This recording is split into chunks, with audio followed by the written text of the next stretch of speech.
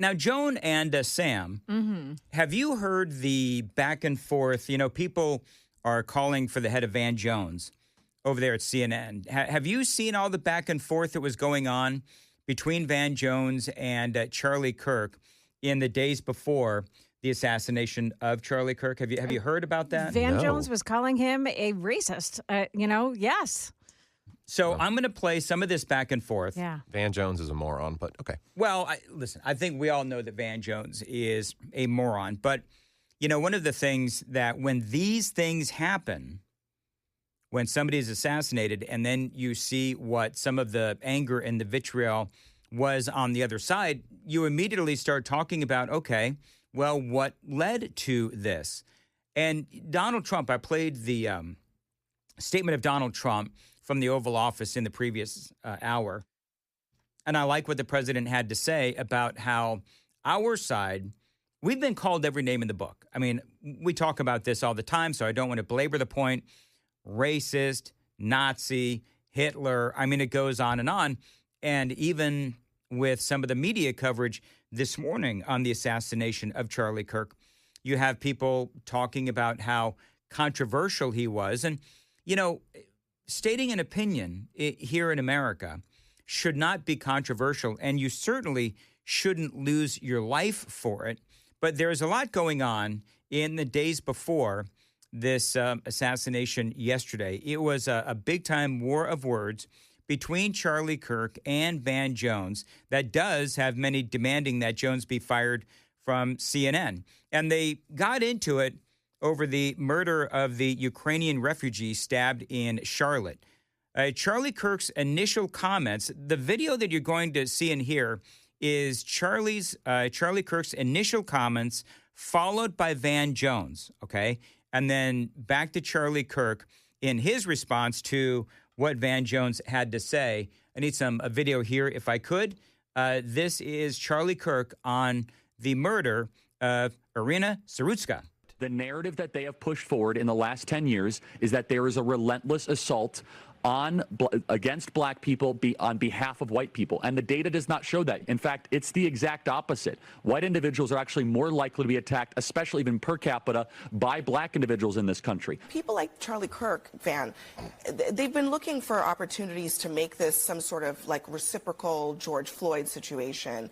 And that's the part that I think he's almost giving away the game, and it's sad to see a lot of people going along with it. We don't know why that man did what he did. What? And for Charlie Kirk to say, we know he did it because she's white, when there's no evidence of that, it's just pure race mongering, hate mongering. It's wrong. All right, so we know that DeCarlos, what was his name? DeCarlos Brown Jr. We know that he said, we played it on the air. I got that white girl. I got that white girl. That's what he said. And so I don't know when this comment that Van Jones was made, if it was maybe before we found out what he said. But, you know, for me, there's absolutely nothing controversial about what Charlie Kirk said about the murder of this poor woman. And certainly knowing as he was walking out of the train that he said what we all guessed, that this was racially motivated. I mean, there's no other way to say it. Now, if these folks on the left, if they refuse to acknowledge what we all knew, well, then that's their own unwillingness to look at things that we have to deal with in our society. There's nothing hate-mongering about what Charlie Kirk said. He is, in my opinion, stating the obvious. So, as usual, Van Jones, uneducated in his response. Here's a little bit more. It's about the fact that we don't know how to deal with people who are hurting in the way this man was hurting. Hurt people hurt people. Charlie Kirk, your response. Race hustler, Marxist, Van Jones. When a white person is murdered, we don't burn down the country. But when George Floyd overdosed on drugs, it's Floydapalooza. Van Jones, he puts race in almost every situation where it doesn't exist. For example, with the death of George Floyd, Van Jones repeatedly said that it was a racist attack. You know who didn't say that? Keith Ellison, who is the Attorney General of Minnesota at the time, said that race did not play any role in the actions that happened with George Floyd's death. All of a sudden, when we make the left live up to their own standard of rules, there is complete silence by the entire American media. And then Van Jones goes on television and calls me a race hustler for even calling out the facts and the specifics around this case. Van Jones, he wants to keep on trying to find racial motives that don't exist, and he ignores them when they're in broad daylight in front of him on recorded video and a horrendous attack such as this. The media doesn't care about this, and we should start asking why. There you go. I mean, listen, that was from the Daily Caller, but that's kind of that's what happened between he and Van Jones. So now people are calling Van Jones for Van Jones to be fired. And 100%. The guy's got no integrity. Van Jones? I mean, no. for him to make one. Okay, look, before the video comes out, I get it. It's one thing. But it is audible to anyone with ears that was what was uttered after the stabbing. So, but they don't want you to know. I'm not talking about you, but I mean, proverbial third person you. Yeah, they don't want people to know that this was race motivated. They don't. They want to talk about, mental illness and all of those other things, which there's a place in that conversation too. But when the murderer himself talks about how he got that white girl, then I don't know what else to tell you. And so the left, they're always talking about race. They're always talking about, racial issues in America until it's not convenient for their own side. But, with Charlie Kirk, and this is what I've learned about him over the years, is that it was always a great conversation. It was always a great and respectful debate. And one of the things that I believe that we all have to do is that we have to know that we don't want to sink down to the level of the left, which is, they keep, of course, as I mentioned before, they keep calling us Hitler, Nazis, racist, the whole thing.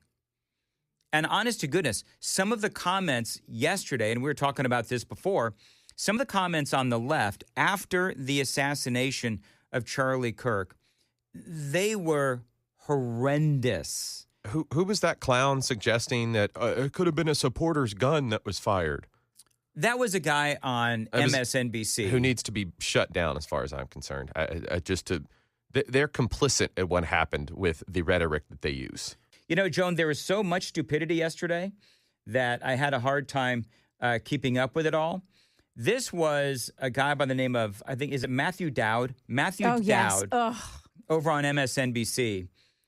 And he actually got fired for this comment that he made about Charlie Kirk. But following up what was just said, he's been one of the most divisive, especially divisive younger figures in this, who is constantly sort of pushing this sort of hate speech or sort of aimed at certain groups. And I always go back to hateful thoughts lead to hateful words, which then lead to hateful actions. Blaming Charlie Kirk for his own assassination. Would that not be similar to saying she was asking for it based on her apparel? Yeah. Is that not an equivalent in this Seems aspect? like it. What a clown. Now, MSNBC, well, you know what? In situations like this, where you see, obviously the assassination of Charlie Kirk, what this ultimately does is it opens up a forum for the foolish to sound like fools. And Matthew Dowd ultimately ended up getting fired. MSNBC put out this note, MSNBC Public Relations, saying that during our breaking news coverage of the shooting of Charlie Kirk, Matthew Dowd made comments that were inappropriate, insensitive, and unacceptable.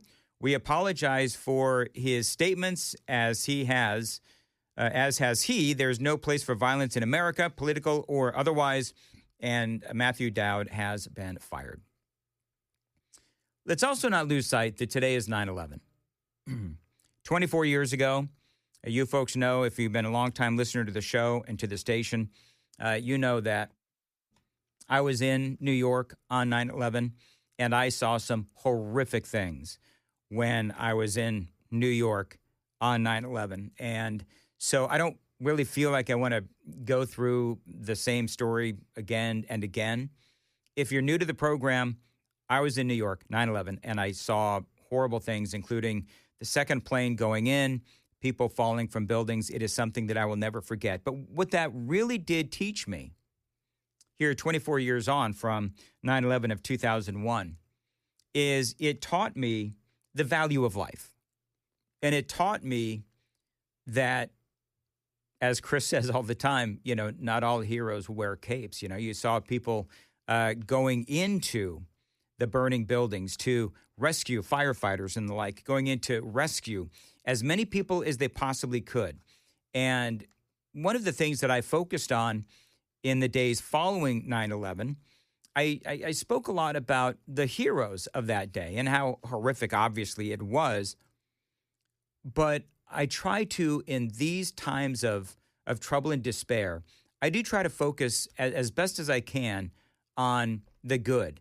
Because I could sit here and I could have spent the whole 3 hours talking about the really dumb things that people said either on social media or whatever. But to be honest, I haven't. I want to talk about Charlie Kirk and how he as well is a hero. He's a martyr, and his words will live on. And one of the things that I keep asking people to do, follow me on X, at Dan Mandis Show. Follow me. And I posted just in the last few hours a lot of video of Charlie Kirk, a lot of video of him showing empathy. And this is, and you know what the problem is with Charlie Kirk and all of these videos? Is that there's so many incredible moments that he had with people who went to his, I don't know, do you call them rallies? I don't know what you call them. Public speaking events. Public speaking events, town halls. Yeah. Open forum discussions. Open forum discussions. And so coming up, I'm going to play another one of my favorites. And again, I've monologued this to death today, but I got to tell you that there's so many videos I want you to share. There's so many videos that I want you to share with friends, family, your followers on the social media as well. Oh, Joan's got breaking news? Okay, go ahead. Joan, what do we got? Well, I just want to let you know I am watching right now an update from officials in Utah on the shooting of Charlie Kirk, and they say they have recovered a weapon, a bolt-action rifle.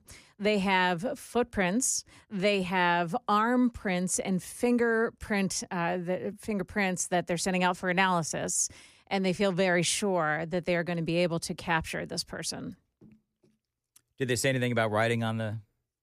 They did not. Not at this point. Now, at this point, I'm just watching, and I can't really hear what they're saying, and I'll go back and listen. But I believe that reporters are going to be questioning the gentlemen that are on the screen right now. One of them is Robert Bowles. He's the Salt Lake City field office for the FBI. So we do know, once again, that it's a high-powered rifle recovered after the shooting, and they have sent it out for analysis and for fingerprinting. They've got a shoe print. They've got some arm prints. There's a massive manhunt. Yes. A massive manhunt. And they'll get him. They're asking people in that area for their Ring Bell cameras footage as well to see if they can spot this person running. It looks like they're... Can we take this live? You want to take this live? Might be a great idea. I could do it right here. Yeah, go ahead, pull it up. Okay. They believe a high-powered rifle, footwear imprints, forearm. Okay, so they've gone back to CNN. Went to they went right back to it's NBC that I'm watching. Now. Try to turn to CNN. This is why I wish that I could control the TV in here. All right, because I'd be able to do this on my own. Memo to engineering. But yeah, if you guys can bring up CNN. You know what? Fox News has it on. Let me go ahead, pull bring up Fox that up. News right here. Details right now, and we will soon. But right now we're not. But that individual appears to be of college age. We are confident in our abilities to track that individual. If we're unsuccessful in identifying them immediately, we will reach out for the public's help and the media's help in pushing those photos. That was a new development overnight, working through the night, studying those cameras. So that's something that's new and that we're working through right now. As far as the security, I cannot speak to that. neither the Department of Public Safety nor the Federal Bureau of Investigation was involved in the planning or security of this event, and that'll have to be a question later for other agencies. This is Bo Mason speaking right now from the Utah Department of Public Safety. The gun in a wooded area. Do you believe that the suspect could be hiding in the woods, and is that suspect possibly still in this area? So that's a good question, and it's a question that goes to the safety of the community, right? No, not in those woods. We've walked through those woods and secured it. As to the community, I can tell you that this was a targeted event. We don't believe that the community is at risk. However, we are exhausting every resource to find him, and we will do so. Special Agent Bowles, with the BBC, from the images you have, can you see clearly the suspect's face? You say he was college age. Do you believe he was from this university? And how far do you think he may have gone in this time frame? So I can't comment specifically on his face or any details such as that, as it's continuing to be a part of the investigation, and again, we'll release that shortly. However, we're doing everything we can to find him, and we're not sure how far he has gone yet, but we will do our best. But you have a clear image of his face? We have images of the suspect. Did you trace the gun's owner? That you've been able to recover, do you believe you know this person is the person? This again is the FBI agent answering questions. Again, as part of the investigation, we're not releasing any details such as that right now. Any fingerprints or DNA? We are exhausting all of our resources to be able to collect those, but that's, again, part of the investigation. Have you been able to trace back the owner of the gun? Excuse me? You said you found the weapon. Have you been able to trace back the owner of that weapon or who purchased it? We are working on that, but again, part of the investigation that I can't release. Agent Bowles, there's been a lot of turnover in the FBI. Do you think that's impacting the investigation? Not at all. We've got complete and total support from everyone from the director on down, and it's been an incredible supportive environment so far. After we tried one yesterday, useful though, where we announced the suspect was up. All I can say is that we're working the investigation the best we have with the environment we're given. So, Those thank are all you. the questions for right now. Thank you, everybody.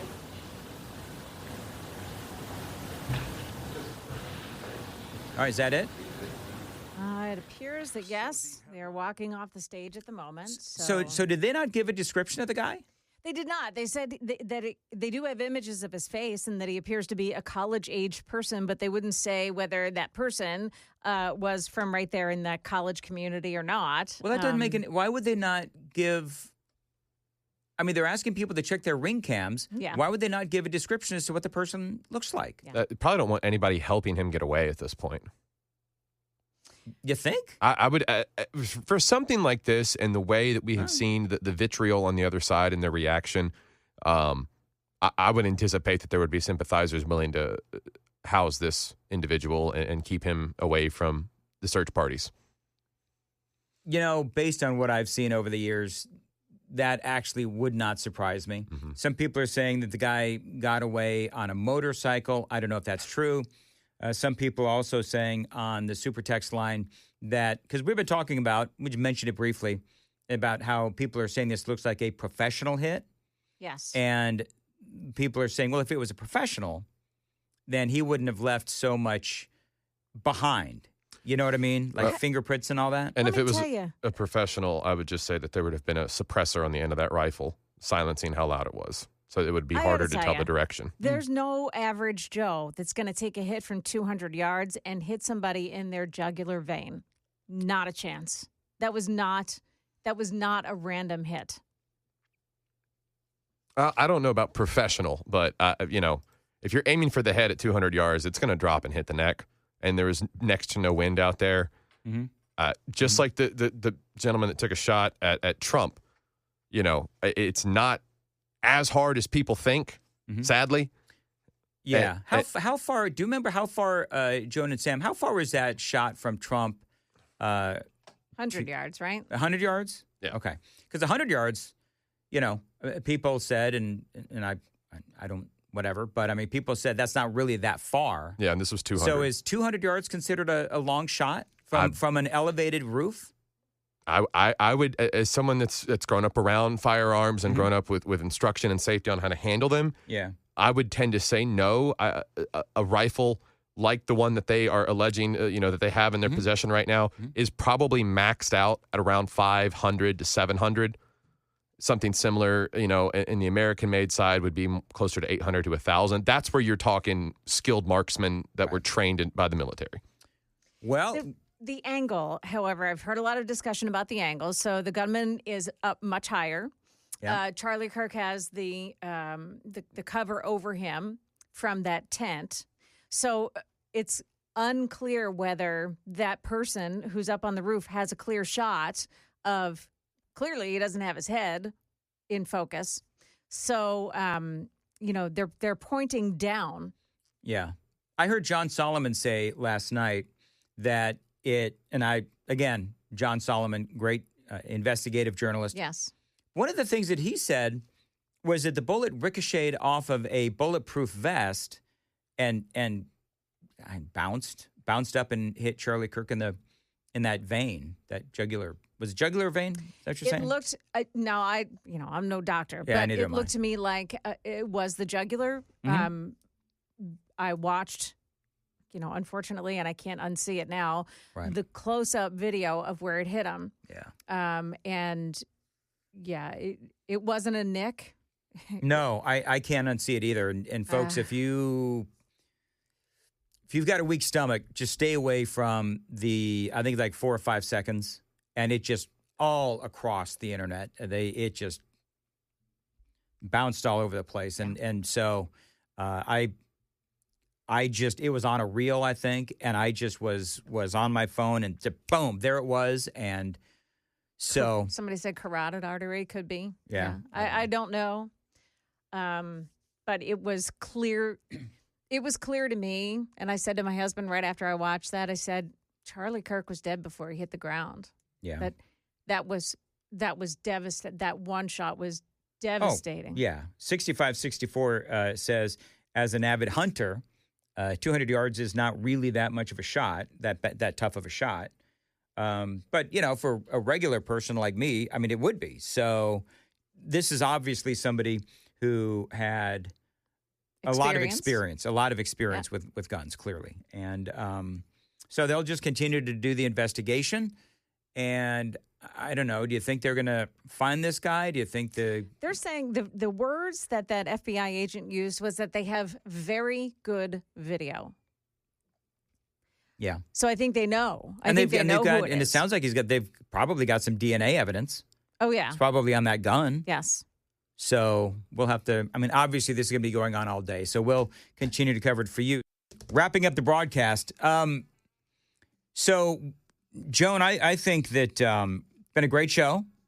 We had some fantastic calls earlier in the broadcast. I've also been playing a lot of Charlie Kirk audio over the last 3 hours and 40 minutes or so, and had a great interview with Congressman Tim Burchett, and he had a lot of great things to say as well.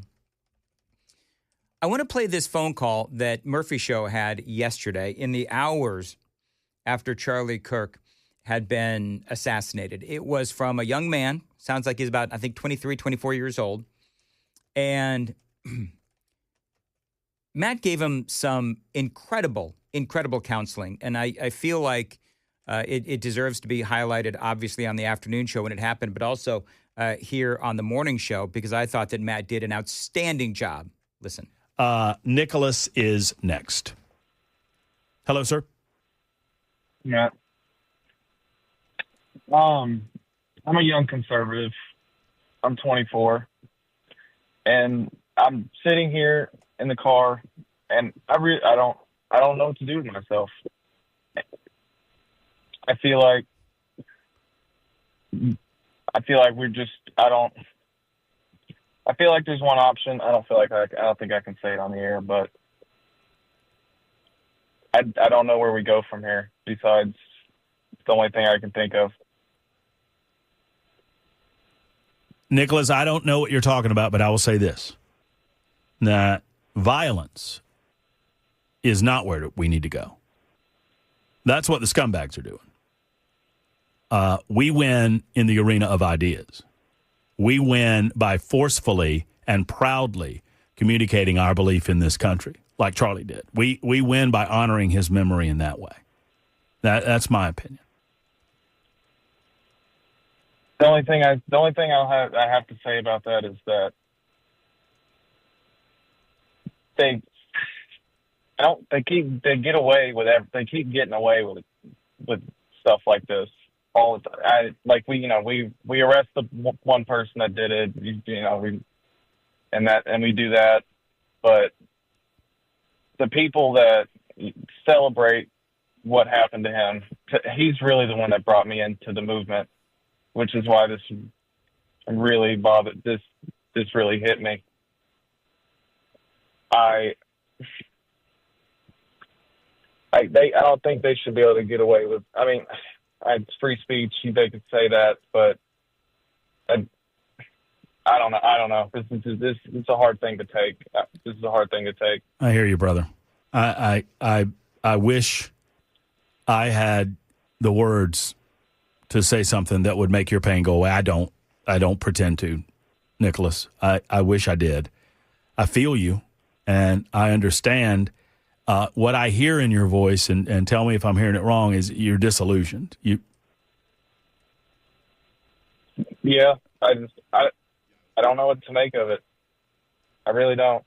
I can't. I'm a Christian. I can't imagine, just because you disagree with somebody, I can't imagine doing that to somebody. Well, we cannot go down that road where we respond to violence with violence. And I know that's emotionally, that's where I first went. I'm like, I said a lot of things that I can't say on the radio, right? Right. And you recognize that's not what Charlie stood for. He stood for an end to the violence. I mean, what I posted on my X page at Matt Murphy Show, one of the last posts that Charlie made was of that young lady in Charlotte, North Carolina, the fear on her face. And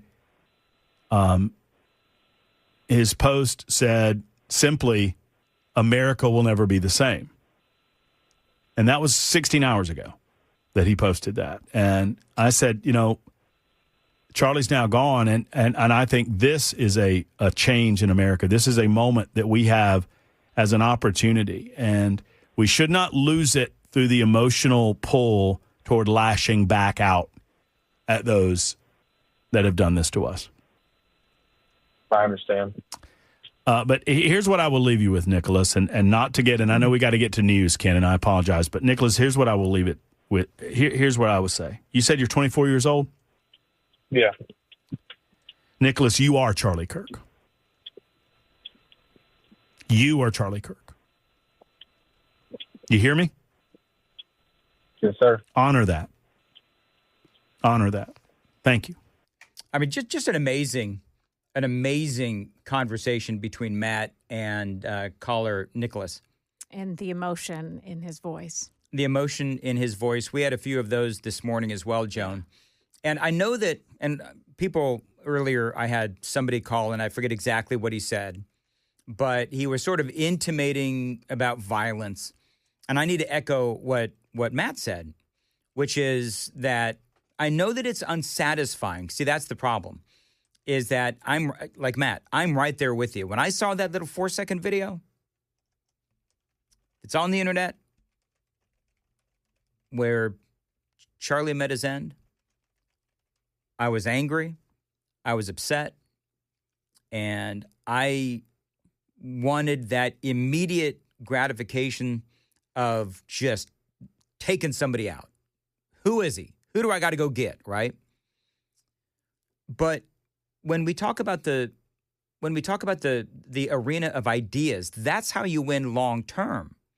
When Matt said that Nicholas was Charlie Kirk, I am Charlie Kirk. I'm assuming what Matt means by that, it's brilliant, is that Charlie Kirk is embedded in Nicholas. And we had a couple of young people call up earlier, and they're also talking about how Charlie was such an influence on them.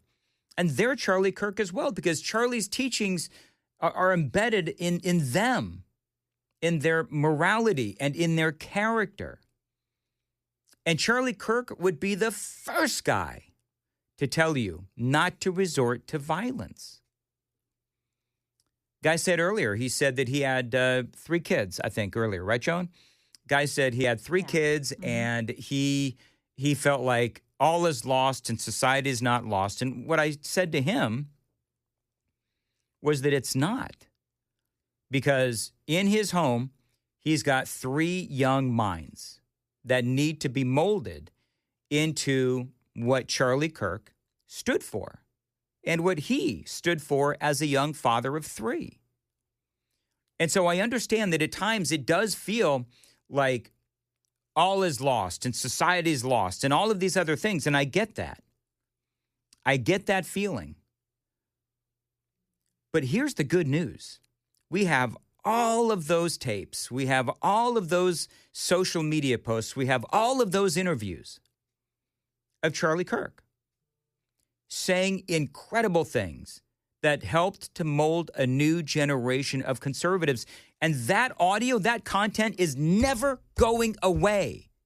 And we need to make sure that it doesn't go away. We need to make sure that, yes, it is shared. It is shared a lot, and it is shared for years. And each new generation that comes up, they need to listen to those tapes as well. They need to listen to that social media. They need to listen to Charlie Kirk talking about what it takes to be a good conservative in America and where America needs to go. That's how we win hearts and change minds. That's how we do it. We don't want to stoop down to their level. And I know that there's a lot of people on the super text line right now, man. I love every single one of you. I do. And I get you want that feeling. You want that revenge, an eye for an eye, and I get it. But friends, I'm in it for the long run. Because we are engaged in a battle for the heart and soul of America. We really are. And they may have succeeded in killing the man that is Charlie Kirk. But they can't kill his ideas. They can't kill his message. They can't kill his words. And so when I was talking to this guy earlier, and I was trying to tell him, and I think he got the message, that there's so much opportunity right now to spread the message of who Charlie Kirk was and what he stood for. And we need to do that. For the sake of your kids, your grandkids, my grandkids. And I'm going to be the first one to tell you that I was a little late to the party when it came to Charlie Kirk. But you know what?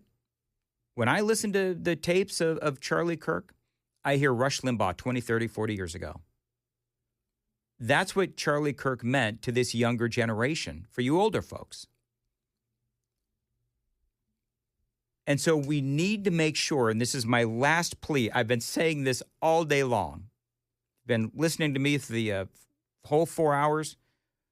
God love you, and thank you for that. Go to your social media. Find Charlie Kirk's videos and his messages, and you share them. And if you're not on social media, get on social media and start sharing that content, because that is how we change the world. That is how we change America. That is how we win in the long run. That's what we need to do. I get it. It's not as satisfying as whatever instantaneous act that you want to do. But you got to think about the long run. It's a battle for our kids and future generations.